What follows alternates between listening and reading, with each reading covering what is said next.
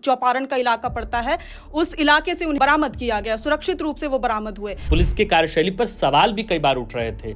Police के कामकाज को लेकर कई तरह के प्रश्न चिन्ह विपक्षियों ने भी लगाए और सरकार पर भी चौतरफा दबाव बन रहा था, लेकिन इन सब के बीच पुलिस प्रशासन लगातार सफलता पाती रही है। कई बड़े बड़े नामचीन अपहरणकर्ताओं के नाम सामने आए जो देश भर में अपना दहशत फैला चुके हैं, जैसे कि चंदन सोनार और छोटू गिरोह जैसे कुछ नाम सामने आए थे। तो उसी गाड़ी से जो है वो कैरव गांधी को अपराधी लेकर जा रहे थे। हालांकि जब पुलिस वहां पहुंची उनको बरामद करने के लिए, अपराधियों को पकड़ने के लिए, तब अपराधी वहां से फरार हो गए। कैरव को हजारीबाग के रास्ते बिहार की तरफ ले जाया जा रहा है। लोकेशन इसी सिलसिले में कि जो लोकेशन लगातार चेंज किया जा रहा था।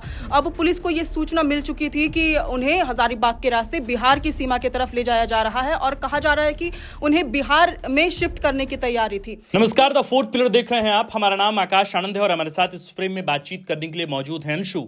आप जानते हैं कि आज झारखंड पुलिस को एक बड़ी सफलता हाथ लगी है। जमशेदपुर के बड़े व्यवसायी देवांग गांधी के बेटे कैरव गांधी को आज सकुशल बरामद कर लिया गया है।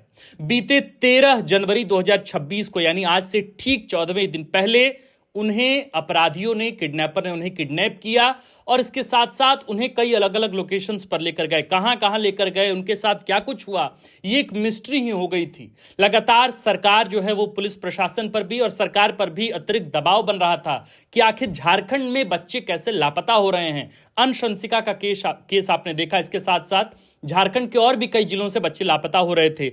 इसी बीच कैरव गांधी अचानक लापता होते हैं 13 जनवरी 2026 को, और आज जब हम ये वीडियो आपके सामने लेकर आए हैं, यानी कि 27 जनवरी 2026 को, आज 14वें दिन सुबह 4 साढ़े 4 बजे के आसपास उन्हें हजारीबाग बिहार बॉर्डर पर बरामद कर लिया गया।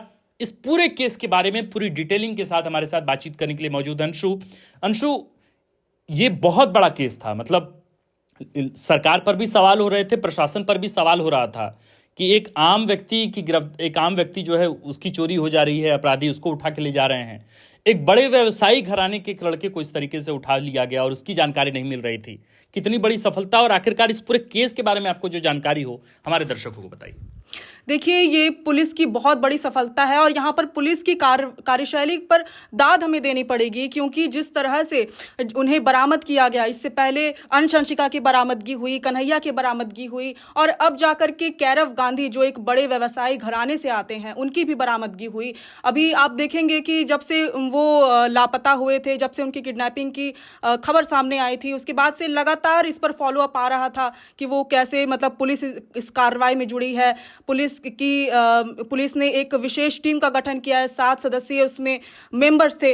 तो इस तरह से पुलिस लगातार कार्रवाई कर रही थी। बिहार, बंगाल, उड़ीसा, इन सभी जगहों पर जाकर के छापेमारी कर रही थी, लगातार तलाशी में जुटी थी और आखिरकार पुलिस को सफलता हाथ लगी है। बीते 1-2 दिनों से ये मामला थोड़ा सा ठंडा पड़ता भी जा रहा था। लग रहा था कि पुलिस शायद अब ठंडी पड़ चुकी है या उसकी कार्यशैली, उनकी कार्रवाई रुक चुकी है, लेकिन ऐसा नहीं है।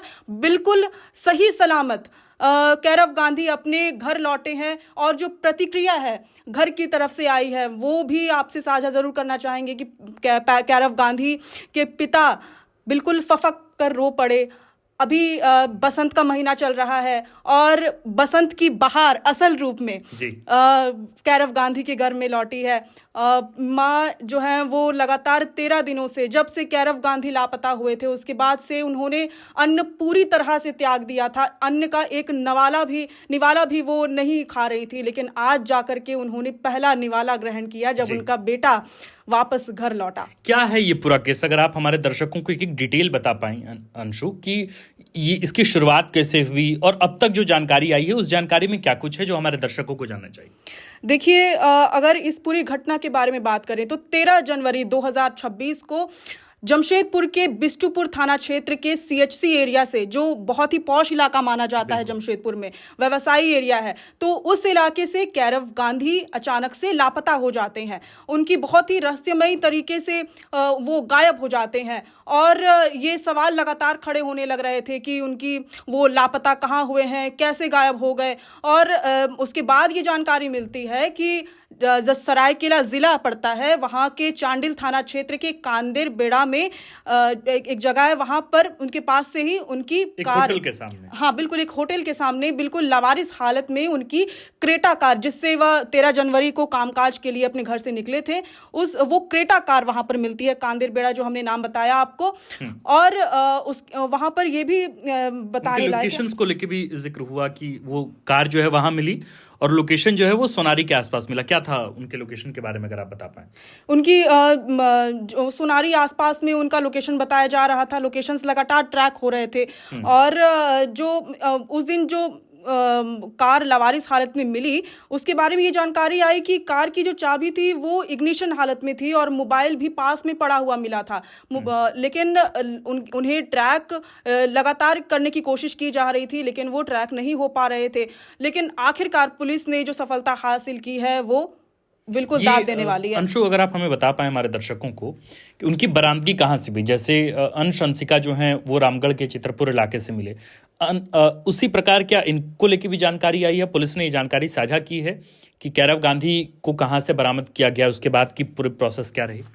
बिल्कुल, देखिए कैरव गांधी को हजारीबाग बिहार की सीमा के क्षेत्र में जो चौपारण का इलाका पड़ता है, उस इलाके से उन्हें बरामद किया गया, सुरक्षित रूप से वो बरामद हुए। बताया जा रहा है कि क्योंकि इस घटना को पूरी तरह से अपहरण की घटना से जोड़ा जा रहा था और इसमें कई बड़े बड़े नामचीन अपहरणकर्ताओं के नाम सामने आए जो देश भर में अपना दहशत फैला चुके हैं, जैसे कि चंदन सोनार और छोटू गिरोह जैसे कुछ कुछ नाम सामने आए थे। हालांकि ये अभी तक पता नहीं चल पाया है कि उनका अपहरण किसने किया था, या फिर ये अपहरण की ही घटना थी या फिर नहीं थी, या कुछ और मामला था। पुलिस ने अभी इसको लेकर जानकारी पुलिस ने अभी तक इसको लेकर के जानकारी साझा नहीं की है। तो जिस तरह से उन्हें बरामद किया गया और ये भी बताया गया, ये भी जानकारी सामने आई है कि क्योंकि जो अपहरणकर्ता थे संभावित तौर पर, वो लगातार उन्हें इधर से उधर मतलब उन्हें शिफ्ट कर रहे थे ताकि उनके लोकेशन का पता नहीं चल सके।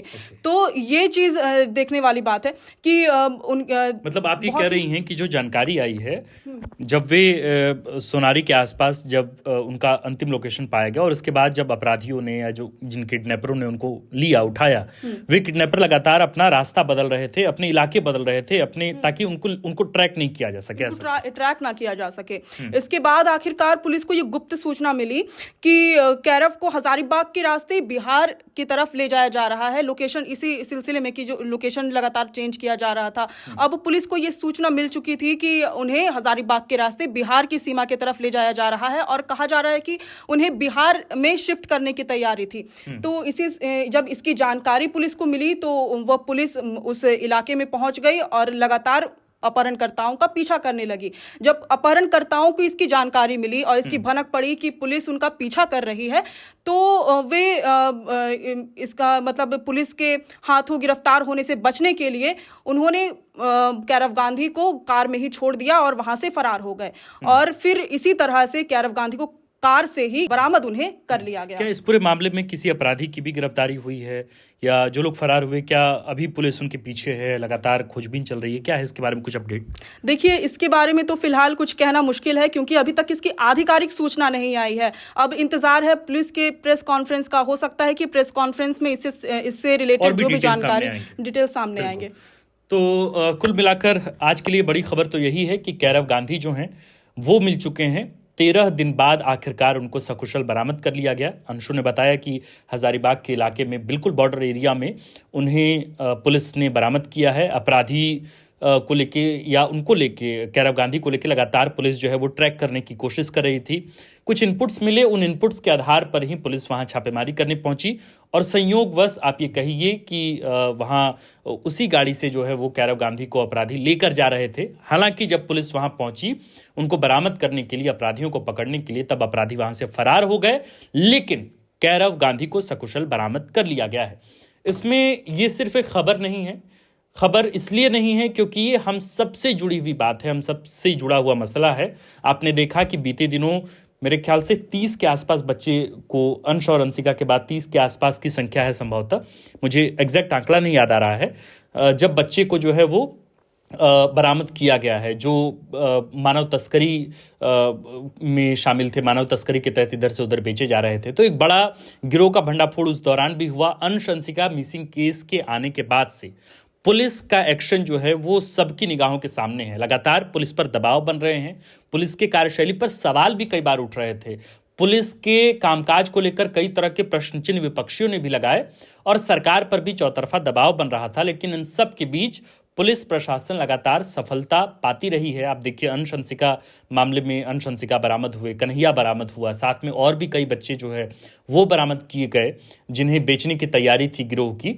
इसके साथ साथ आज कैरव गांधी को सकुशल बरामद कर लिया गया। ये पूरी डिटेल है, खबरों की पूरी डिटेल हमने आपको बताई है, लेकिन इंतजार कीजिए प्रेस कॉन्फ्रेंस का। पुलिस, जाहिर है कि एक बड़ा मामला था ये, तो पुलिस पूरी ब्रीफिंग करेगी इसकी और इसकी आधिकारिक सूचना भी दी जाएगी कि आखिर वे अपराधी किस रास्ते भागे हैं, कहां भागे हैं, क्या कोई बड़े किडनैपर्स थे। हालांकि किडनैपर्स का नाम अंशु ने बताया, लेकिन उन किडनैपर का रिश्ता, उन किडनैपर का कामकाज, उन किडनैपर का कामकाज किन इलाकों में रहा है, उसके बारे में भी विशेष तौर पर पुलिस जानकारी देगी। इंतजार कीजिए कि प्रेस कॉन्फ्रेंस पुलिस कब करती है और तमाम जानकारियां आखिरकार कब आती हैं। लेकिन फिलहाल खुशी की बात यही है कि कैरव गांधी आखिरकार सकुशल बरामद कर लिए गए हैं। इससे जुड़ी और भी डिटेल खबरें हम आपको प्रेस कॉन्फ्रेंस के बाद बताएंगे। आप देखते रहिए द फोर्थ पिलर। हमारा नाम आकाश आनंद है। इस फ्रेम में हमारे साथ बातचीत करने के लिए हैं मौजूद अंशु। शुक्रिया।